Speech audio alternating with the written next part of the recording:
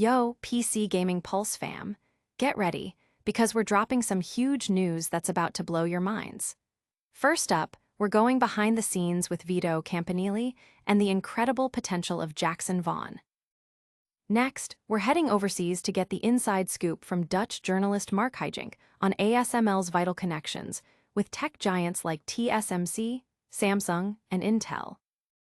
Then, we're diving deep into a controversial shift in American policy as President Donald Trump heralds a new era, but at what cost? We're breaking down the government's increasing role in corporate ownership.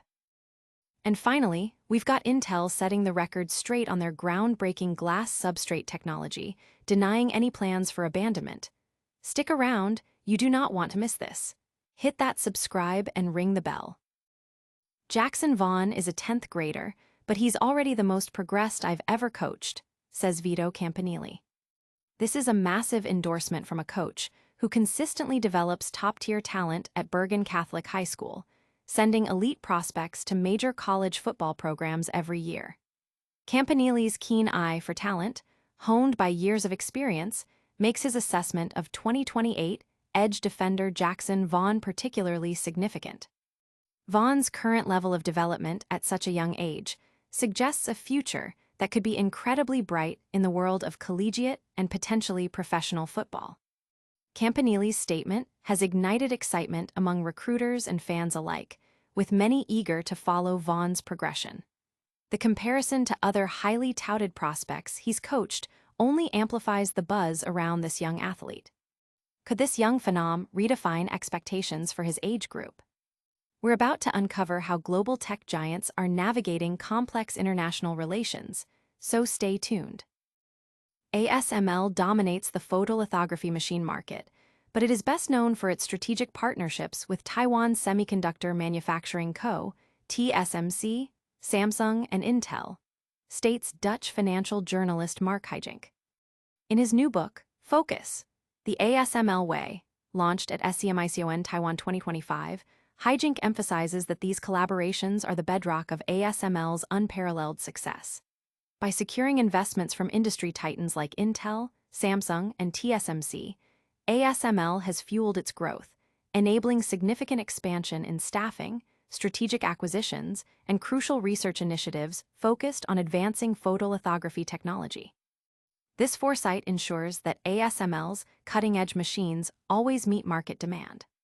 The journalist also pointed to the broader economic landscape, identifying the global economy itself as ASML's primary competitor.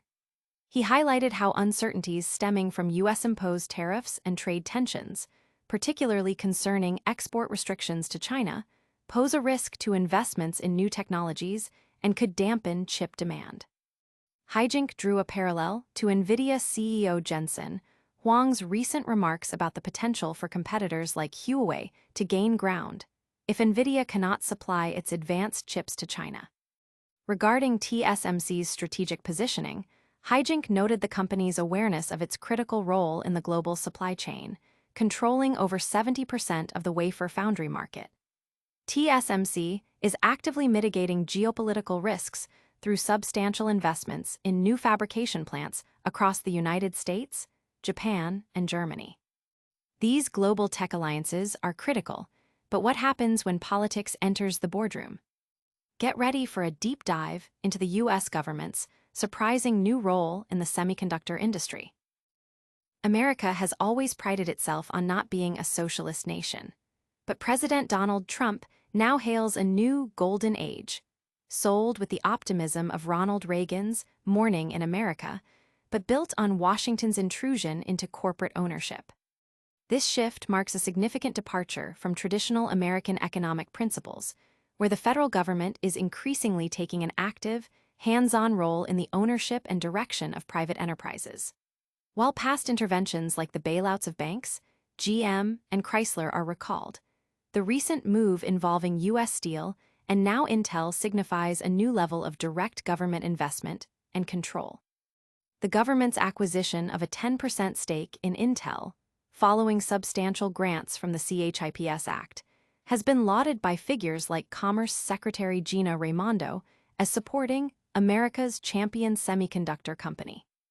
This bipartisan embrace of government intervention, supported by figures across the political spectrum like Senator Bernie Sanders and former President Donald Trump, who negotiated the Intel deal, raises concerns about the government acting as a venture capitalist with borrowed funds. Critics, like the author, argue that a $37 trillion debt-ridden government is ill-equipped for such ventures, especially when domestic giants like Intel lag behind competitors, such as NVIDIA. The article draws parallels to historical socialist experiments, citing the USSR's economic failures and the potential for corruption when politicians gain direct access to corporate boardrooms, referencing reports of politicians' stock portfolio gains exceeding market averages. The piece questions the long-term implications, drawing a stark contrast between America's historical strength in entrepreneurship and the current trend of government entanglement. It warns that such direct intervention, far from fostering competitiveness, could lead to coercion, corruption, and ultimately, collapse, echoing historical lessons and the warnings of economists like Ludwig von Mises. The author concludes that America needs a renewed age of independent entrepreneurship, not a gilded age of government control. Is this a sign of strength or a step towards an economic misstep? We're going to uncover Intel's response to rumors about their cutting-edge technology. You won't believe what they're saying. Intel denies abandonment of glass substrates. Highly promising technology remains on track. Rumors circulating that Intel was considering shelving its ambitious glass substrate project or even licensing it to Samsung have been officially quashed. Intel has strongly emphasized that the development of this next-generation technology is not only continuing, but remains a core component of their strategic roadmap.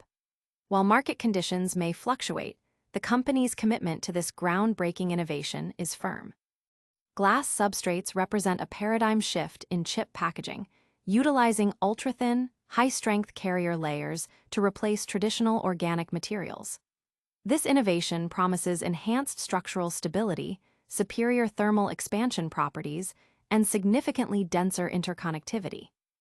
In essence, glass substrates are poised to enable more complex, powerful, and reliable chip packages, particularly crucial for advancements in heterogeneous integration and 2.5D 3D packaging. Intel first revealed these plans with considerable fanfare in 2023, but subsequent quietness, coupled with the departure of key personnel to Samsung Electromechanics, fueled speculation about a strategic retreat. Despite these rumors, reports indicate Intel is steadfast in its 2023 roadmap. License agreements with Samsung are not on the table, nor is a complete abandonment of the project. However, the reality of the immense investments required for mass production understandably fuels skepticism. Intel is currently navigating numerous challenges, including its foundry offensive, Arc GPU performance, and the rollout of Meteor Lake, leading to mixed results. In such a demanding environment, high-risk projects like glass substrates can appear vulnerable.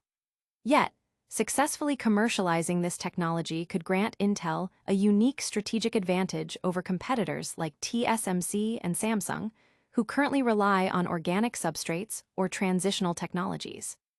Intel's denial serves not only to protect its public image, but also to reassure investors and partners of its continued commitment. The semiconductor industry, however, ultimately rewards volume, yield, and scalability. While glass substrates are technically impressive, the path to industrial implementation is fraught with significant cost and personnel challenges. The migration of expertise to Samsung, a competitor with substantial resources and a pragmatic approach, could pose a long-term risk. If Samsung brings market-ready glass solutions to fruition sooner, Intel might find itself observing its own promising technology from a secondary position. For now, Intel's glass vision stands as a testament to ambition in a market that demands swift execution. Will this bold vision pay off, or is it a gamble too far? We're wrapping up with a lightning-fast recap of all today's biggest stories and a massive call to action.